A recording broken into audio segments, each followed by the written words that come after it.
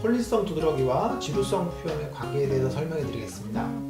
이전 시간에 얘기했던 콜린성 두드러기 병기를 다시 한번 살펴보면, 콜린성 두드러기는 운동이나 사우나, 더운 물에서 목욕, 버스나 지하철 등 더운 환경 등에서 상황에서 열을 받거나 스트레스가 심한 상황, 정신적인 흥분의 원인에 의해서 심부 온도가 1도에서 2도 정도 높아질 경우에 발생하는 두드러기라고 이야기했습니다.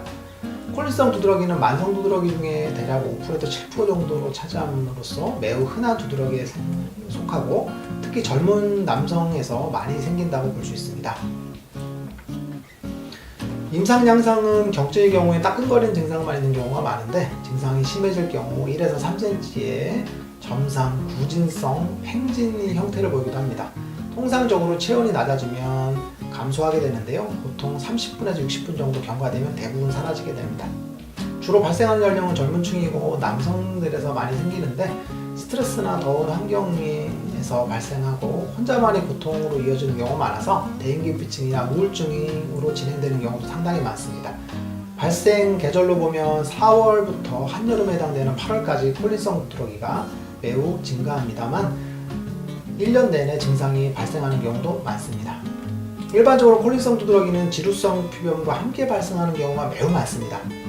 두피와 얼굴에 발생하는 만성적인 습진성 질환에 속하는 지루성 표면은 열 대사 장애로 인해서 발생하게 되는데요. 인체의 열이 상체로 올리고 그 열이 내려가지 않는 만성적인 상열 가미 상태를 열 대사 장애라고 하는데요. 이런 열 대사 장애 기전과 콜린성 두드러기의 심부 온도 상승과는 매우 흡사합니다.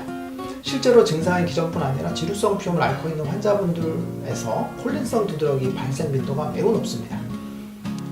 콜린성 두드러기는 일상적으로 올라가는 체온에 대해서 인체가 적응하지 못하고 피부에 두드러기 반응이 일어나는 것이고, 지루성 표현은 열 대사로 인해서 상체의 열이 지속적으로 올라간 상태에서 피부의 습진성 질환이 두피와 얼굴에 발생하는 것입니다. 즉, 열이 올라가서 피부 증상을 유발한다는 측면에서 병리적으로 매우 흡사하고 증상 자체가 함께 동반되는 경우가 매우 많습니다. 콜린성 두드러기와 지루성 표현이 서로 비슷한 원인에 의해서 발생하는데요. 열 대사라는 동일한 원인에 의해서 발생하는 병이기 때문에 콜린성 두드러기 치료를 위한 한방적인 처방과 지루성 표현을 치료하기 위한 한방적인 처방은 상호 비슷한 경우가 많습니다. 또한 지루성 표현을 치료해주면 콜린성 두드러기가 함께 치료되는 경우가 대부분입니다.